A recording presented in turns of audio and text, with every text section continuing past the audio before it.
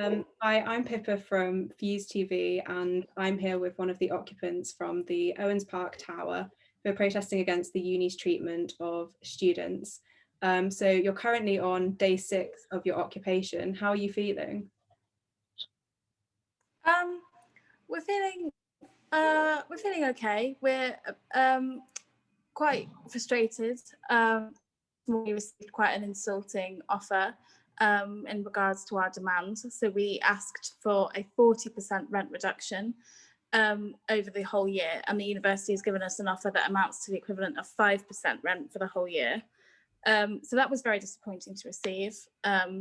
We hoped that the university would meet our demands so that we'd be able to leave the occupation today, and unfortunately that's not possible. But in terms of general morale, we're feeling good. Just disappointed about the university's decision this morning. Yeah, so the occupation is made up of members of the UOM rent strike and the 9K for What Manchester campaign. You've said you're not leaving until Nancy Rothwell meets your demands. So what are the key demands aside from the rent reduction? Would you be happy to kind of outline them for us? Yeah, sure. So rent reduction is the main one. And then we also are asking for the university to commit to no staff redundancies for the rest of the pandemic, and to maintain a consistent dialogue with the University of Manchester UCU branch. And we're also asking for no punishment for people on rent strike or the people currently occupying. So you've said you want direct correspondence with the uni. Aside from the announcement today, have you had any correspondence with them? No, we've received absolutely nothing. Today was our first direct correspondence, and even that we received as part of a wider. So we received the same email as all the other students regarding their decision. We didn't get sent an additional email from the university, which is incredibly disappointing and shows a complete disregard for how serious we are, and how much help actually we can be for the university in making these decisions around accommodation. Yeah, no, that's very understandable. So what's it actually like to be living in the tower? What's the experience been like? It's not too bad. We're kind of, the main kind of hard thing about it is like not being able to go outside. Like we're literally inside all the time. But I mean, like in terms of conditions, the conditions are fine. We have flats. Someone commented that her bedroom in the tower is nicer than her bedroom in Oak House. So yeah, it's pretty good in terms of a location for an occupation. But yeah, we're kind of getting bored of being stuck inside. So if Nancy can let us leave soon, that would be great. So it's had quite a lot of attention, the occupation. I know the TikTok account at Tower Occupiers has about 164,000 followers. What has the reception been like? Do you feel that you've been supported by the students?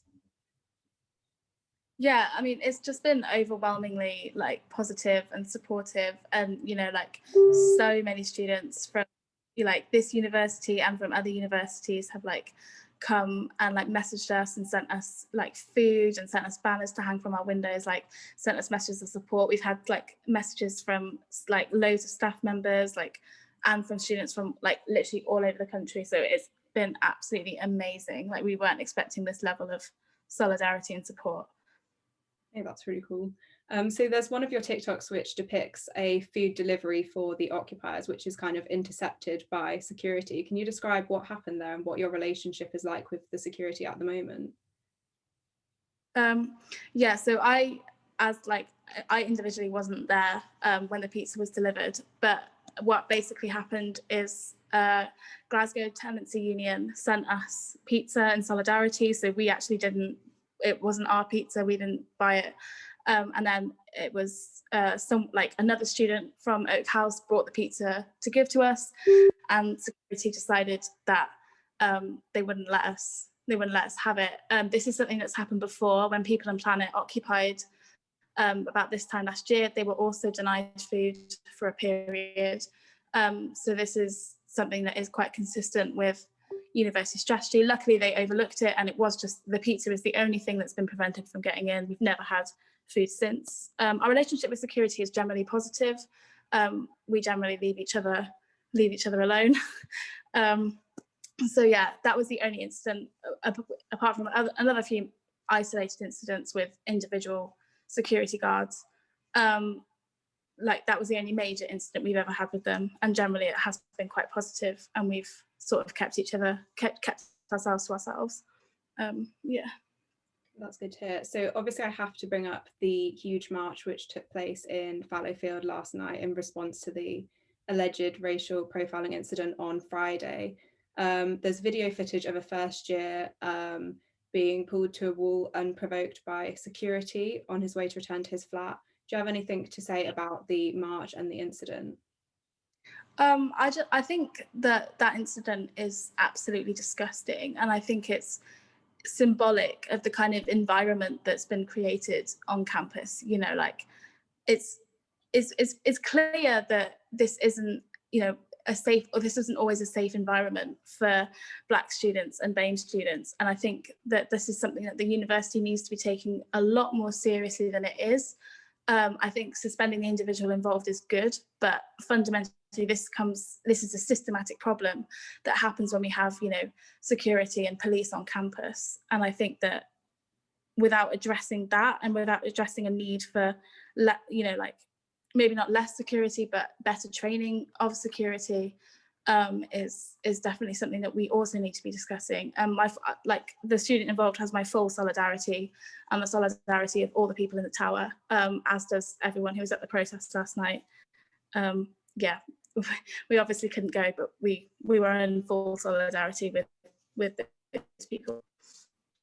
Yeah, so going back to the occupation, your Wi-Fi was reportedly cut out once you got to the tower until local councillors intervened.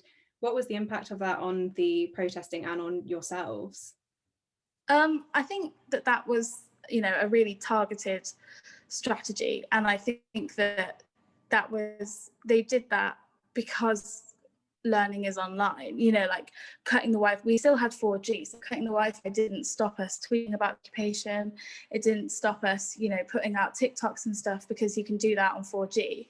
But what it would have stopped us doing if it hadn't been turned back on in time was stop us going to Zoom lectures, and being able to access our lecture videos. And I don't think that was an accident.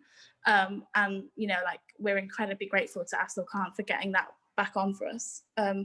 Because I don't think that we should have ever been in a position where we had to choose between the occupation and accessing the education that we've paid for. I think that was an absolutely disgusting decision from the University of Manchester, whoever decided to authorise cutting the Wi-Fi. Yeah.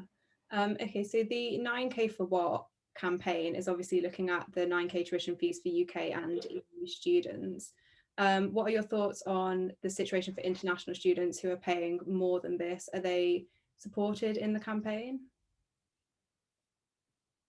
Yeah, so I think that, you know, this is really something that we have to be aware of. You know, when we say things like 9K, like we do obviously have to be aware of the fact that 9K is what UK students pay and not what international students pay. I think certainly other like campaigns like Safer, which I know like 9K for What have taken a lot of inspiration from and are working with, like Safer are asking for a tuition fee to be the same. So they're asking for £6,000 to be the same for international and home students. So I think I think they are represented, but I do think that it is something that we need to be aware of, that, you know, our tuition fees aren't the same. And yeah, we're paying 9K and other people are paying 14K, and fundamentally both parties are paying way too much for our tuition. No, definitely, it's an important distinction to make. So there are some comments on MSG, Manchester Students Group, and Twitter about protests being predominantly done by white middle-class students and not representing the whole student body. Do you have any comment on this? I think that, you know, that those comments about the demographics of people in the occupation are valid. You know, I'm not going to try and deny that everyone in here is white and we're mostly middle-class people.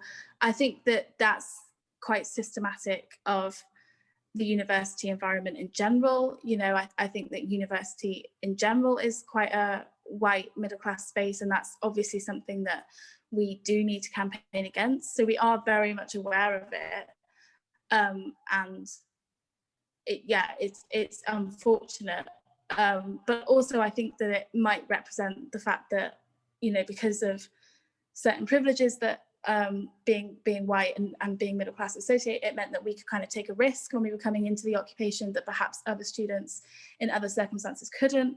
So we are very much aware of the fact that we are in this quite privileged position, and I don't think that we would ever try and deny that. So yeah. No, yeah, that's great, thank you. So people that are following the occupation at home have been following the UOM rent strike, that are in support of you. What can they be doing to show their support and contribute to the campaign?